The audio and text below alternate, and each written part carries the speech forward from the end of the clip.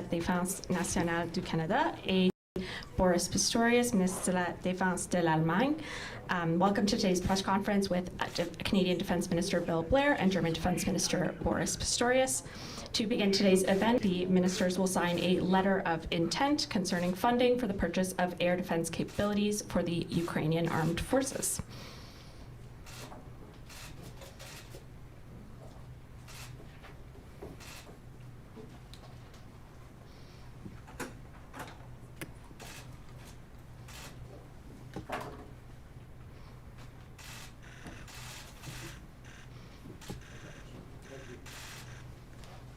Thank you.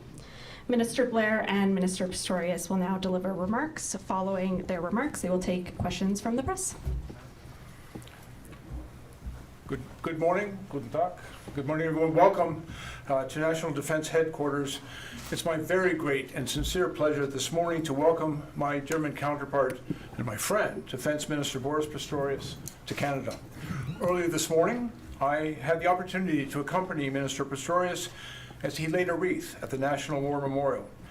And we have come to National Headquarters where we've just concluded a very productive bilateral meeting regarding our mutual support for Ukraine, our commitments to NATO, and I had the opportunity to brief him on Canada's new defense policy, Our North, Strong and Free. As the current global security situation continues to change, the defense relationship between our two countries is growing more and more important. Canadian Armed Forces members deployed in Germany are performing a wide range of vital tasks, including the Security Assistance Group, Ukraine, and working with allies to deter and defend against threats to our NATO alliance. I want to take this opportunity to thank Minister Pistorius for his hospitality in Germany, for making Canadian personnel feel at home. When Vladimir Putin invaded Ukraine, he believed it would be a swift victory for Russia. He was wrong. Democracies stood together to defend democracy, to protect the rule of law, and to secure Ukraine's freedom. And since the start of the war, both Canada and Germany have been proud and steadfast supporters of Ukraine, and that support must continue. Ukraine has made it very clear to us that they need ongoing long-term support. And Minister Pistorius, Canada has also heard your call for the international community to step up and to help Ukraine defend itself against Russia. And that is why today I'm very pleased to announce that Canada will contribute $76 million to Germany's immediate action on air defense initiative. This initiative pools money and resources from the international community to quickly source and deliver air defense systems and missiles for Ukraine. And this investment will help Ukraine defend itself against the brutal attacks that have destroyed hospitals, power plants, and apartment blocks, and have killed thousands of innocent Ukrainians. Canada welcomes and is grateful for Germany's leadership of this crucial initiative. Together, we will stand for Ukraine for as long as it takes. This war has also reminded all of us, all of our countries, of the importance of NATO.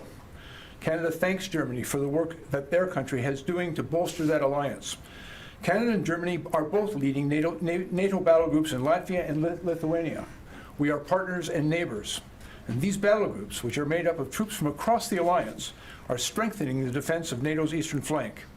And as Canada works to scale up its battle group to a full brigade in Latvia, I also want to commend Germany for doing the same thing in lockstep and partnership in Lithuania. Establishing this larger NATO presence in the Baltic region sends a very clear message to Putin, to Russia, and to all potential adversaries that we are prepared to stand united to defend every inch of NATO territory. Minister Pistorius, Boris, thank you once again for your friendship with Canada. I'm confident in the future of our excellent defense relationship at this crucial time in history. Canada is very fortunate to be able to count Germany as one of our closest friends, and I look forward to other renewed opportunities for us to work even closer together in the future. Thank you, and I'll now turn it over to Mr. Pistorius. Boris. Thank you very much, Bill, and thank you very much for the warm hospitality since I arrived here last night, and thank you very much for your friendship and your loyalty and your commitment to NATO and what we have to do together. It is not my first trip to Canada, but my first one as a Minister of Defense. 2 years ago, I came here as a Minister of the Interior of Lower Saxony. And it's great to be back. At that time, I was busy with issues like migration and firefighting, forest firefightings, and so on. And by the way, it's worth to mention that Bill and me, we have kind of similar professional roots, because he used to be, everybody knows it, of course, here, Chief of Police in Toronto, and afterwards Minister for Public Security. And I used to be for 10 years Minister of Interior in Lower Saxony. So quite similar careers, and now we are standing here and working together, and I'm very grateful for that. This warm welcome in Ottawa underlines our strong partnership and friendship. German and Canadian soldiers have served shoulder to shoulder in many theaters during the last decades. For myself, I met the first Canadian soldiers when I was a young man in Germany, so good history and good memories. Our two countries are firmly committed to supporting the Ukrainian people in its fight against Russia. And in that context, I would really like to underline my real crucial, great gratitude. Thanks for signing the letter of intent you just mentioned. Thanks for contributing 76 million Canadian dollars for the initiative Immediate Action on Air Defense. That will help a lot. It will help us buy and deliver air defense systems like IRIS-T missiles, due to be delivered during the coming weeks. And we all know, not only since yesterday, that air defense systems save lives every day and every night. With this contribution, Canada clearly shows its resolute commitment to a rules-based international order and to the values that also guide us in the transatlantic alliance. Cooperation with Canada and Germany already includes a variety of different measures. Our collaboration is strategic, whether on land, at sea, or underwater. The 3+3 format for the stationing of troops on the eastern flank, together with the United Kingdom and the Baltic states, has proven to be effective. The format is a useful tool for our very important coordination in the Baltics. Just as we are in the process of deploying a permanent brigade, robust brigade in Lithuania, you are also taking steps towards moving a brigade to Latvia. What does that mean to us? Cooperation matters even more than ever before. I'm glad that our naval units, 2 vessels, will soon be able to visit Halifax next week for a port visit and on their way to the Indo-Pacific as part of our Indo-Pacific deployment. Both our navies participate in the maritime enforcement of sanctions against North Korea. And cooperation matters. I handed over to my Canadian colleague Bill a joint letter signed by our Norwegian colleague and myself with a proposal. Let us initiate a trilateral strategic maritime partnership with a focus on securing sea lines of communication through the North Atlantic and Arctic. This can become a political roof for many joint activities. Thank you for your interest and for your open mind. Canada has adopted a new defense update, just as we have also put in place new guidelines for our defense policy. This is an important signal for the upcoming NATO summit in Washington. Bill, you are planning the first winter edition of the Invictus Games in 2025 next year. In Düsseldorf, I passed the baton of the Invictus Games on to Canada. For Germany, organizing the Games generated a lot of optimism, and I really enjoyed taking part. And it generated a greater awareness of the special hardships military personnel are often faced with. This will be a great opportunity for you, and you will love to experience joie de vivre and see such great will and determination. I will do whatever I can to be able to celebrate this event with you in February to come. Thanks a lot. Boris, thank you. The ministers will now be happy to take questions from media. If you could please go to the mics on either side of the room and state your name and your outlet before asking your question, please. Maybe we can start with the German reporter. Good. Because, I mean, we're hosting That was so Canadian. Well done. Thank you, Minister. So kind.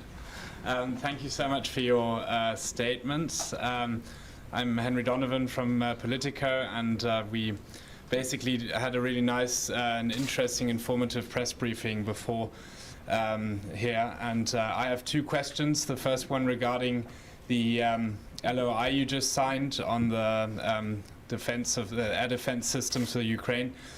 Is there a concrete timeline of when this will be executed? And yeah, it will entail IRIS-T, but will it also entail maybe also different defense systems? And the second question is regarding the northern frontier of Canada's defense sphere. We heard that due to global warming, the waters there are becoming accessible all year long and are being threatened by forces from Russia and China.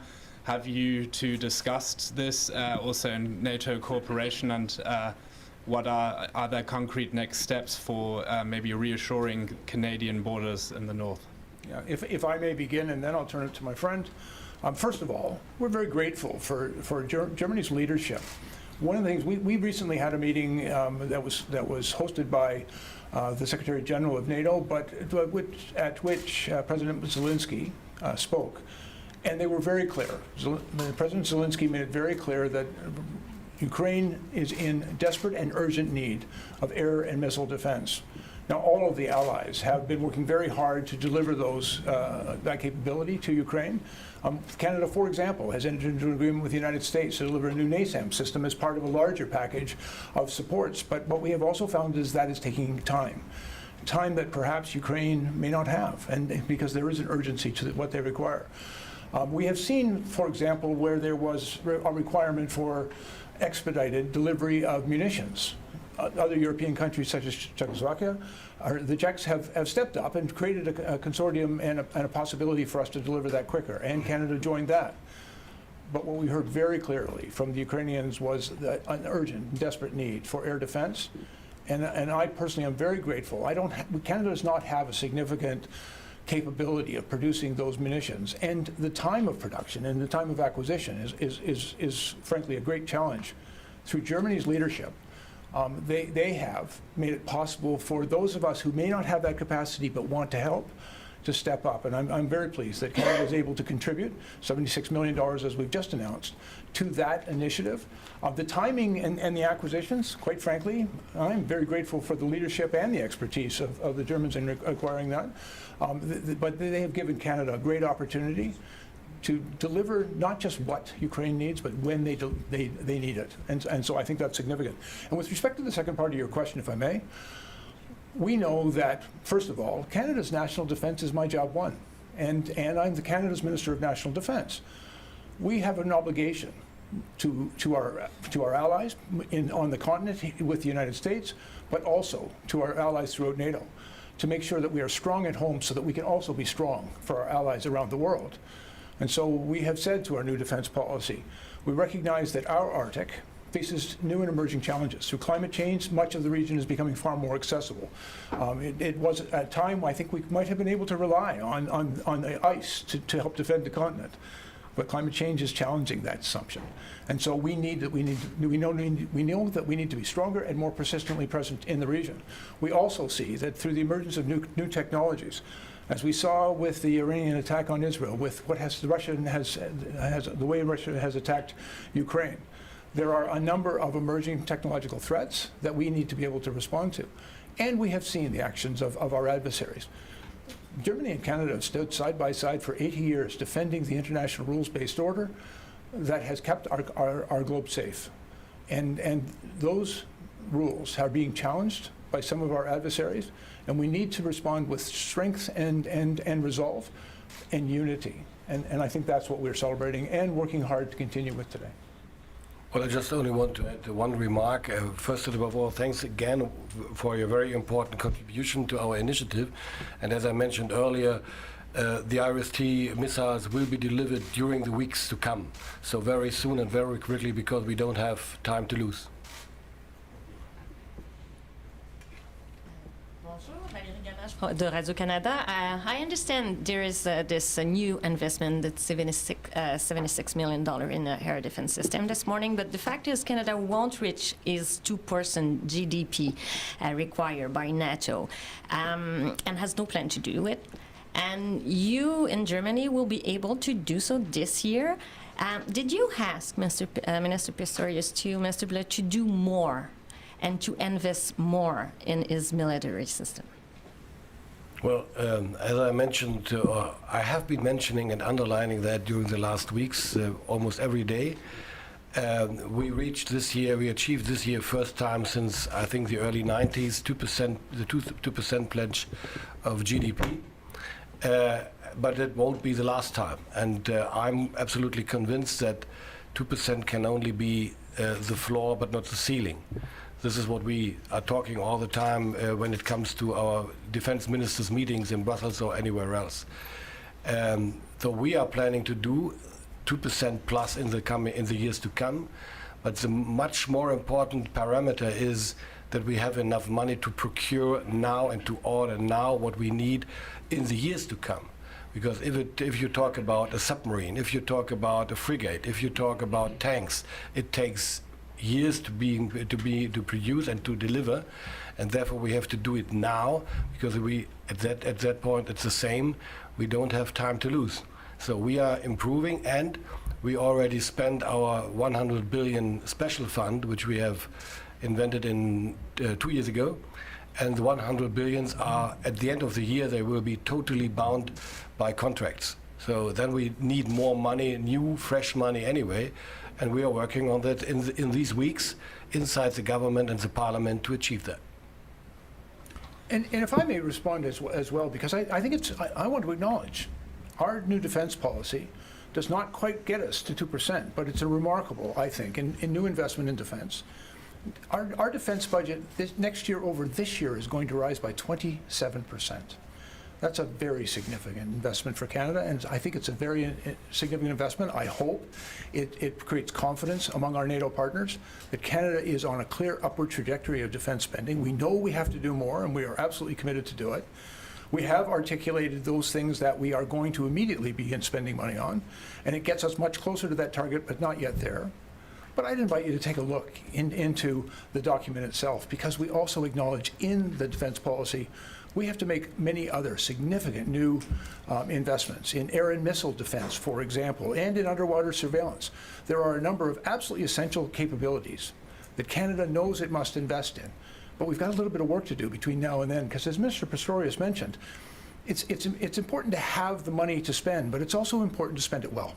To make the investments, one of the things we have learned together is that by working together and in sharing and collaborating more effectively in the development of some of these very complex and expensive platforms, there's a real opportunity for us to create better value for our taxpayers, but also better values for our NATO alliance.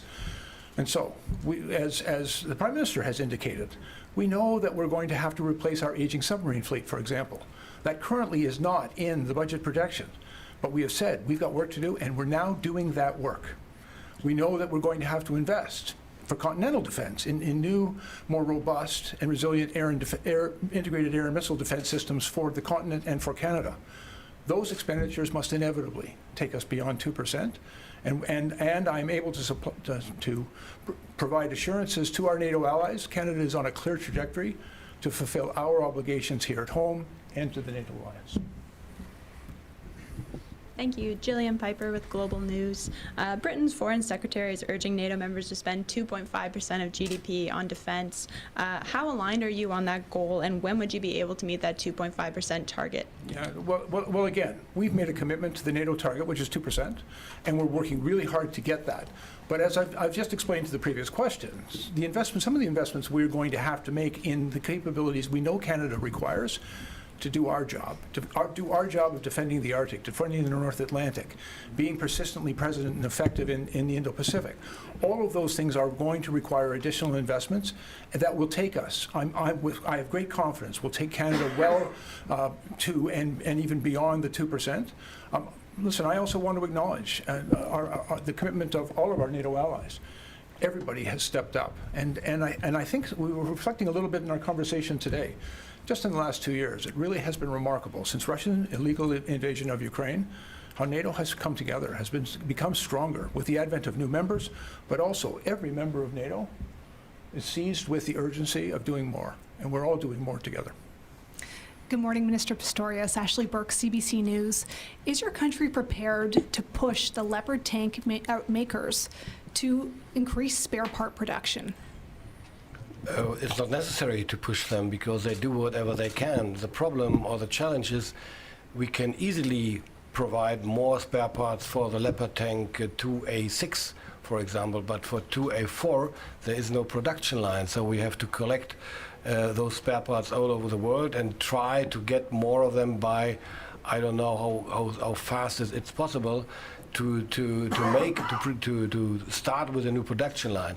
But at the moment, this is particularly a challenge for those countries who used to use Leopard 2A4 tanks in the recent past. We have been using only the Leopard tank 2A6, and we have spare parts for that, and we are delivering spare parts for that to Ukraine too. I could just do a question from German media. Go ahead. Peter Dowson for the German weekly Die Zeit. Minister Blair, the Canadian troops seem to have a very similar problem as the German troops have. You cannot find enough young men and young women in order to reach the number of soldiers you want to have. So what are your plans in order to make the Canadian armed forces more attractive? And for Mr. Pistorius, the whole Germany, or at least the whole German press, which is almost the same, is waiting for your plans. For improvement of the recruitment. When are you going to present them? If I may, let me begin. I think getting the people that the Canadian Armed Forces need is job number one. You know, we talk about the acquisition of planes and boats and submarines and technologies and munitions and artillery pieces. But if you don't have the people to sail on those boats, you don't have the people to fly those planes, if you don't have the people, that's the critical need within the Canadian Armed Forces, and quite frankly, we're short, 16,500 from our current authorized strength, and I believe that our current authorized strength needs to grow.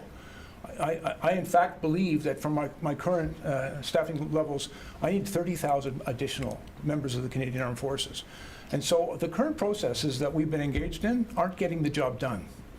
So I'm absolutely committed to re-examining all of those processes. We have to go faster. You know, you talked about the challenge of recruiting good Canadian talent to join our armed forces. That is not as big a problem as we sometimes talk about. Over 70,000 Canadians applied for the Canadian Armed Forces last year. But unfortunately, our onboarding processes of security background checks, medical background checks, and training resulted in only a little over 4,000 of those people actually becoming members of the service. We simply have to do better, and we're going to do better. And I think with the investments we're making in the Canadian Armed Forces, some of the changes that we're making to ensure that it's a welcoming, respectful, and supportive work environment, that we're dealing with some issues that our soldiers are dealing with housing challenges, health challenges, childcare challenges, we're working to address that as well, because we want to not only recruit and onboard the best talent, we want to retain some of the great people we've got. And so that's the work that's underway. I think it is the most important task before us. It's a problem that must be solved, and we're going to do it.